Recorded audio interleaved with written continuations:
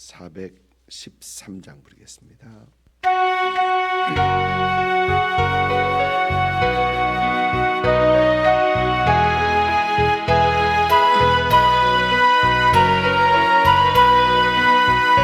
내 평생에 가는 길 순탄하여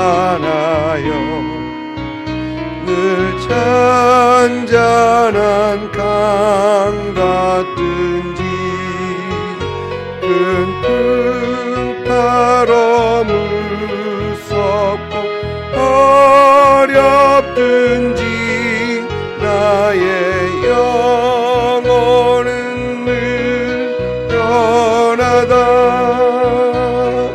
내 영혼 평안해. 내 영혼 평안해.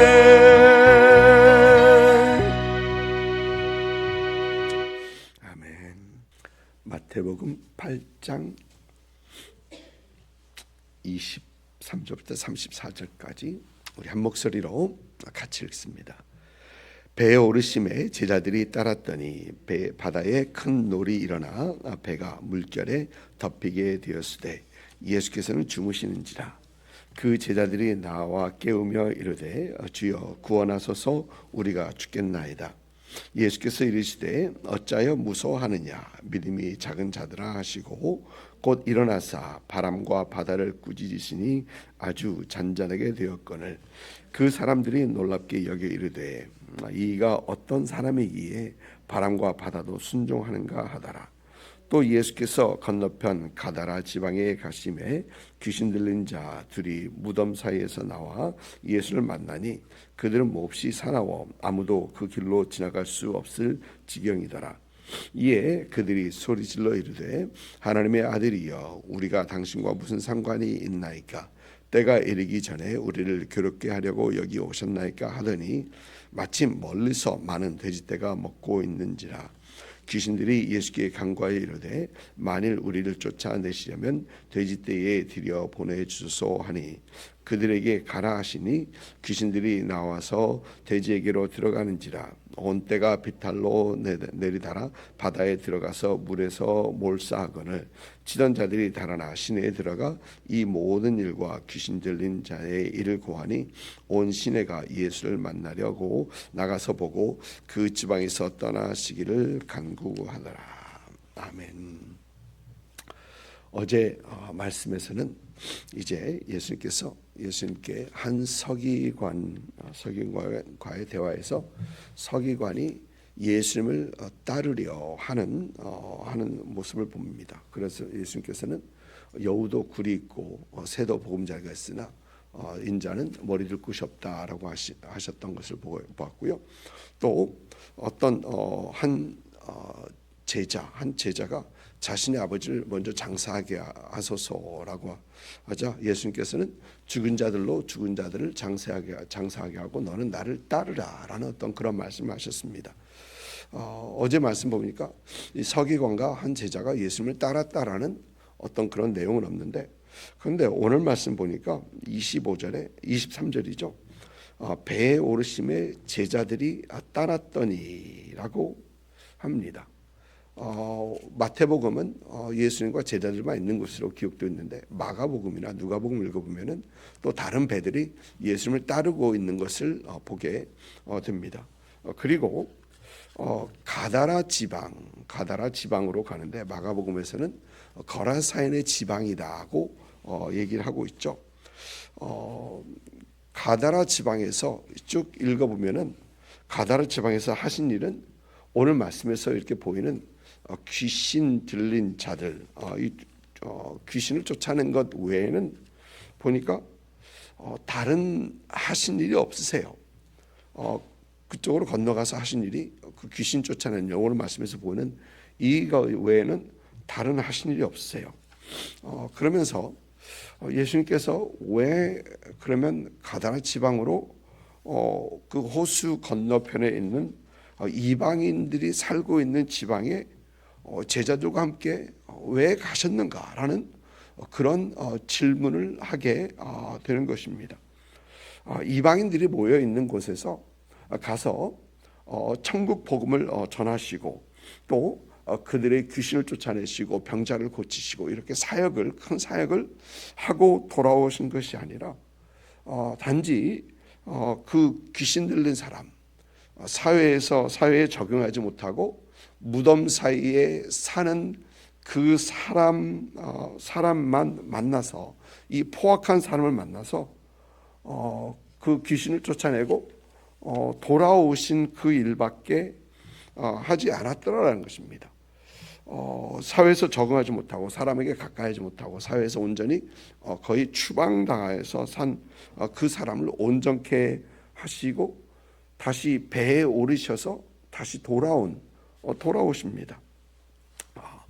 예수님께서 가라다 지방으로 가셨던 그것은 분명히 의도가 있어서 그저 나들이 가신 건 아니지 않습니까?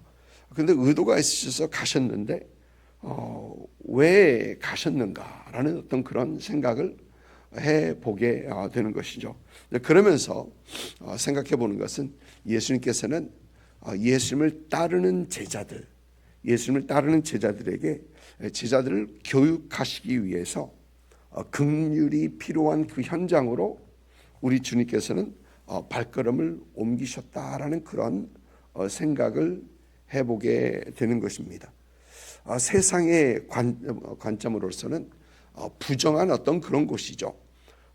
유대인들은 이방인들이 사는 지역으로 잘 가지 않습니다. 사마리아에 있는 사마리아 사람들이 살고 있는 그 사마리아 지방을 통과하지도 않는데 이방인들이 모여 사는 그곳으로 유대인들은 잘 가지 않습니다. 또 세상의 기준으로는 치유받을 만한 어떤 그런 가치가 없는 그 사람, 무덤에서 귀신이 들려 무덤 사이에서 살고 있는 포악한 그 사람을 우리 주님께서는 불쌍히 여기시고 치유하시고 회복시켜 주시기 원하시고 또 이러한 것들을 제자들에게, 예수님의 따르는 사람들에게 보여주시기 위해서 예수님께서는 그 지방으로 발걸음을 옮기셨다라는 그런 생각을 하게 되는 것입니다. 예수님께서 가라다 지방으로 가셨던 것, 그것 때문에 제자들을 가르치기 위하여, 제자들에게 본을 보이시기 위하여 가셨다라는 생각을 하는 것입니다. 가끔 우리도 그렇죠. 사회의 기준에 못 미치는 사람들, 사실 사회의 기준뿐만이 아니라 우리 기준에 못 미치는 사람들에게 우리는 냉정한 우리의 모습을 보게 됩니다. 젊었을 때 공부 좀 열심히 안 해서, 또 인생을 열심히 살지 않아서, 일을 열심히 하지 않아서 지금 내가 이렇게 이런 삶을 살고 있다라고 우리는 말하면서 비판하면서 참 냉정한 우리의 모습을 보게 됩니다. 그런데 우리 주님께서는 그 한 사람을 위해서 그 파도가 치는, 보니까 바다라고 하고 있죠. 근데 갈릴리 호수죠. 너무 크기 때문에 그 바다라고 하기도 합니다. 사실 갈릴리 호수 한쪽에서 건너편 쪽을 보면은 바다밖에 안 보여요. 수평선밖에 안 보입니다. 그 정도로 그 큰 바다 호수이긴 합니다. 그런데 그 한 사람을 위해서 우리 주님께서는 그 넓은 호수를 건너가십니다. 그리고 그를 회복시키십니다. 이것이 주님께서 제자들에게 보여주신 제자의 길, 제자의 삶이라는 것이죠. 얼마나 힘들었을까? 당시 배에 모타가 달린 것도 아니고 제자들은 많은 그 배를 건너편으로 가게 하기 위하여 많은 수고를 했을 것입니다. 그러나 그 많은 수고를 하면서도 천하의 한 목숨이 귀하기 때문에 주님께서는 기꺼이 그 한 생명을 찾아가셨던 것이죠. 어떤 사람은 이런 얘기를 합니다. 한 생명을 낭비가 확실함에도 한 생명을 구하는 일을 하면 그것이 사람을 회복하는 일이라면 그것도 하늘나라의 사역이다. 낭비가 확실함에도 그것이 그 사람을 구하는 일이라면 하늘나라의 사역이다라고 합니다. 여러분, 우리는 낭비를 하면서까지도 손해보는 일을 하면서까지도 한 생명을 참 위하고 있는 우리의 삶인가, 우리 자신을 한번 돌아보고 살피는 우리가 되어야 하겠습니다.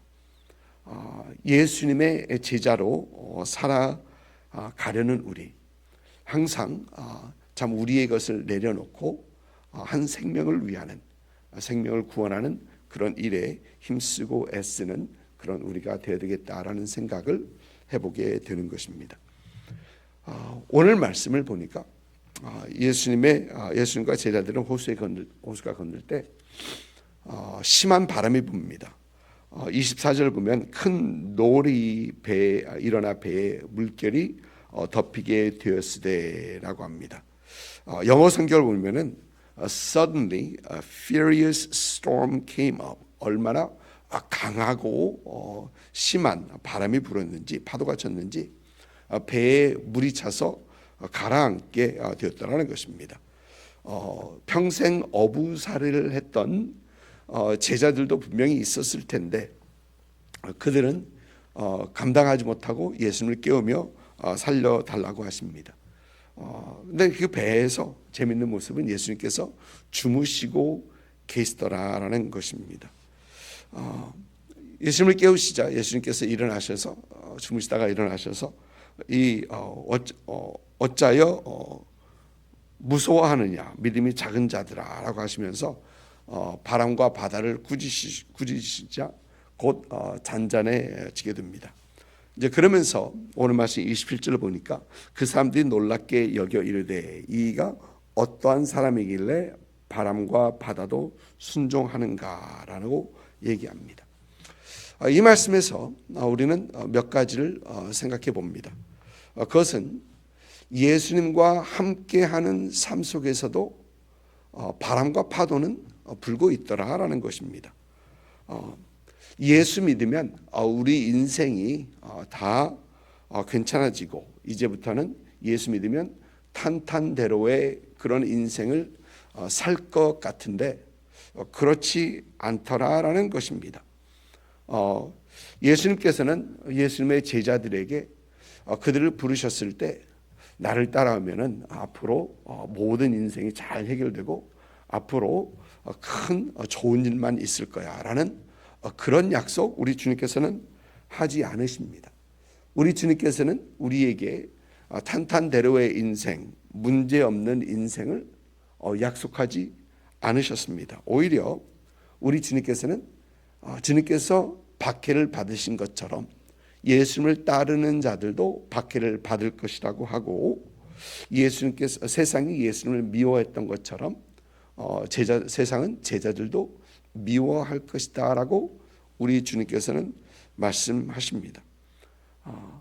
그런데 이런 제자들에게 예수님께서 하신 약속 하나는 내가 너희와 함께 하리라라는 것입니다. 우리 주님께서 우리 예수 믿는 사람들에게 탄탄대로의 길은 약속하지 않으셨어도 우리 주님께서 우리에게 하신 약속은 세상 끝날까지 내가 너희와 함께 있을 것이다 라는 약속은 우리 주님께서 하시는 것입니다. 여러분, 그리스도의 인생, 그리스도인의 인생은 어려움이 없는 인생이 아닙니다.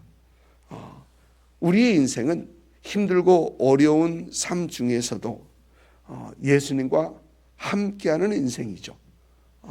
주님과 함께하기 때문에 어려움 속에서도 우리가 주님을 경험하고 주님의 도우심을 경험하는 그런 인생입니다. 그래서 주님의 도우심으로 그 문제와 어려움을 이기는 것이 바로 그리스도인의 인생이라는 것입니다.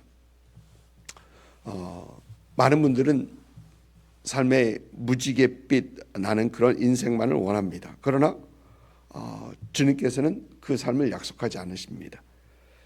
우리 삶이 무지갯빛 인생만이 아닐지라도 그러나 우리는 주님과 함께하는 그런 삶, 그런 인생이기 때문에 여전히 우리는 주님의 길, 주님의 제자된 그 길을 걷고 있는 것이죠. 여러분, 그래서 우리가 시험을 당할 때, 어려움을 당할 때, 어려운 시간을 지날 때 우리는 요동하지 않아야 합니다.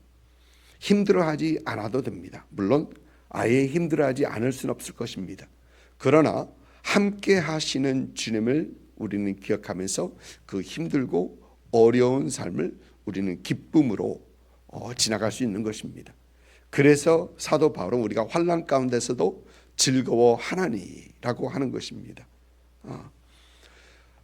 출애굽기를 보면 모세와 이스라엘 백성이 출애굽을 해서 홍해 앞까지 도착합니다.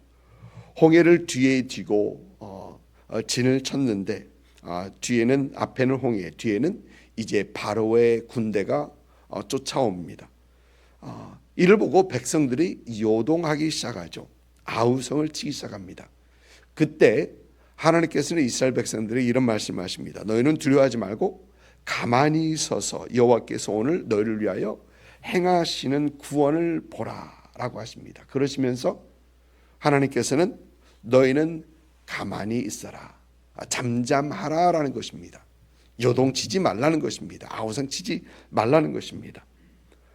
함께 하시는 하나님을 믿으면, 함께하는 하나님을 그들이 바라볼 때, 큰 문제가 있을 때 그들은 요동치지 않을 수 있다라는 것입니다. 여러분, 우리를 향한 우리 주님의 약속은 확실하십니다. 내가 세상 끝날까지 너희와 함께 하리라. 여러분의 인생 가운데 힘들고 어려울 때가 있습니다. 어느 때를 보니까 이 힘들고 어려울 때는 안절부절 못하는 어떤 그런 분들, 마음에 근심이 가득해서 안절부절 못하는 그런 분들도 분명히 계십니다. 그런데 그때일수록 우리가 꼭 해야 되는 것은 함께 하신 주님을 기억하고 함께 하신 주님을 바라보면서 그 우리 마음을 달래는 어떤 그런 우리가 되어야 된다는 겁니다. 오늘 부른 찬양들, 내 영혼 평안해, 내 영혼 평안해. 여러분, 힘들고 어려운 상황 속에서도 우리가 평안할 수 있는 것이 바로 우리와 함께 하시는 주님을 기억할 수 있기 때문에, 우리 주님, 우리에게 하신 주님의 약속을 우리가 붙잡고 기억할 수 있기 때문에 우리 마음은 평안할 수 있는 것이죠. 항상 힘들고 어려울 때, 문제가 다가올 때마다 우리 주님, 함께 하시겠다고 하시는 그 주님을 바라보시고 참 승리하시는 그런 여러분 되시기를 주님의 이름으로 축복을 드립니다. 또 우리가 요동한다라는 것은 우리의 믿음 적음을 보이는 것입니다. 우리 주님께서 보니까 왜 어찌하여 두려워하느냐, 믿음이 적은 자들아라고 하십니다. 여러분, 우리 하나님은 창조주 하나님, 천지 만물을 창조하신 하나님이십니다. 우리 하나님은 모든 것을 하실 수 있는 하나님이십니다. 고등학교 3학년 때 예수님을 믿고 교회를 다니기 시작했을 때 그때 많이 불렀던 찬양 중에 하나가 나의 주님 모든 것 할 수가 있어요. 천지, 갑자기 가사가 나의 주님 모든 걸 할 수 있어요. 천지 만물 창조하시고 다 주관하시니 주 안에 모든 것, 주 안에 할 수 없는 것 모든 것 가능하신 하나님. 그 찬양을 많이 불렀던, 근데 그게 영어 찬양입니다. 사실 영어 찬양인데 그 찬양을 부르면서 맞다, 하나님은 모든 것을 할 수 있는 하나님이시다라고 하면서 그때 그 찬양을 부르면서 참 하나님을 의지했던, 물론 고등학교 3학년 때 뭐 그렇게 큰 문제가 있었겠습니까만은 그러면서도 여전히 우리 삶 가운데 역사하시고 우리 가운데 일하시는 하나님, 그 하나님을 기억했던, 그러면서 믿음이 막 자라갔던 그런 때가 있었습니다. 여러분, 하나님은 천지 만물을 창조하시고 모든 것을 가능하신 하나님이십니다. 그리고 그 하나님께서는 여러분을 위하신 하나님이시고 여러분을 눈동자처럼 살피시는 하나님이시라는 것입니다. 여러분, 우리가 이 믿음을 가지고 그 어떤 일이 있을 때마다, 힘들고 어려운 일이 있을 때마다 우리 주님 기억하시고 주님 붙들고, 지금 그 어려움을 두려워하지 않고 어려움도 피해가지 않고 그 어려움 속에서 함께 하시는 주님을 경험하고 그 어려움을 이겨나가시는 그런 여러분들 되시기를 주님의 이름으로 축복합니다. 그럴 때 우리는 제자의 삶, 예수님을 따르는 삶을 살아가는 사람들로 세워지고 우리 하나님 앞에 영광을 올려드릴 뿐만 아니라 우리 주님을 기쁘시게 하는 삶을 살아가는 우리가 될 수 있다는 것입니다. 여러분 삶 가운데 항상 주님 바라보고 주님 따르는 그런 제자의 삶을 사시는 그런 여러분 되시기를 주님의 이름으로 축복을 드립니다. 아멘.